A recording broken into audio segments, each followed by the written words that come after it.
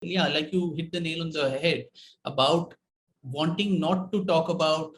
So if you're okay talking about mythical or imagined conflicts between Hindus and Buddhists, but you don't want to talk about documented aspects of actual attacks, of genocide of the Hindus from the Islamic conquest over 1,000 long years. I mean, I think it was Dr. K.S. Lal, the historian, who had said something like 8 to 10 crore Hindus. The population of the subcontinent itself fell by about 8 to 10 crores between 1000 CE with the conquest of Afghanistan till the end of the Delhi Sultanate in 1525. So in those 500 years, there was this kind of a fall in the population of this subcontinent. And that did not happen just because everyone just dropped down dead. So, and you have Sitaram Goyal again in his very, very seminal and well-researched book listing all the temples that have been destroyed, almost 40,000 temples at the least which were destroyed. Now, these are facts which need to be spoken about. It's not, again, I keep repeating this time and again, that it is not something that, as these historians and some of these politicians think, that today's Muslim men or women, a young person today, needs to be responsible for or needs to be hauled up for. It's not an albatross that you need to hang on their necks, because they are not responsible. They're probably as much a victim as anyone else, because probably our ancestors were either very lucky or brave that we continue to hold on to our faith. Whereas probably for some other people, it was a very unfortunate situation that they had to succumb. And so none of these people who are here have come from, say, from the Arab stock or from Jerusalem or anyone else. They're all Indians who were forced to convert for various reasons. Some may be voluntarily, and a lot also through coercion and all of that. So we need to dehyphenate this. And first of all, the very idea that a Muslim person needs to have an icon who belongs to the same community, I think that is deeply problematic. You don't have to create false icons just to make a particular community feel very happy and secure. But even if that is the case, you have a plethora of Muslims, right from Kabir to Ras Khan to, so many others. Sant Shishunal Sharif from my, state of Karnataka. You have APJ Abdul Kalam. You have Arif Muhammad Khan. You have so many others. Yeah. Tariq Fateh ji. Yes, so many who could be your, role models, and not necessarily Ghazni and Ghori and Aurangzeb, Tipu Sultan. And to make them icons, you have to whitewash. They put a lot of effort to whitewash their crimes, which is again telling the Muslims today that your heroes are these people, which I think is wrong. And that is, if that nation building tool, which was, revealed as the tool that history is what is the cause. This is a very bad way to build a nation, which is a nation whose foundation is built on lies and whitewashing. It is going to crumble at the very first breeze that is going to come. And that's exactly what has been happening time and again, because we've not made that foundation strong. We have not spoken of those tales of assimilation, rather spoken only to whitewash crimes, which will blow up in your face anytime. But then this is the false, assumption that these people labor under, that somehow these people, a community is going to feel very offended if you actually bring out the truth.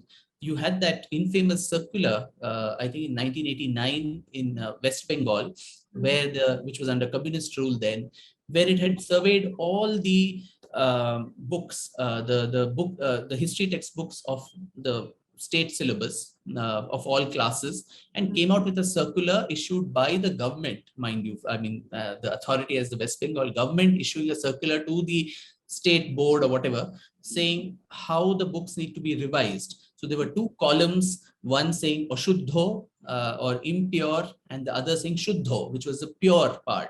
So under the Ashuddho came all the excesses.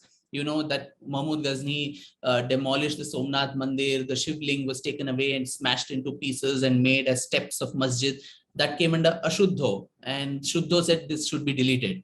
So like that, if you actually see the several pages and pages of correction that was done, maximum amount of it being of Aurangzeb's crimes being whitewashed, it's an exercise as to what distortion and rewriting of history actually is, where all these uncomfortable truths should not be told. Why? Because today's Muslims will feel very bad about it.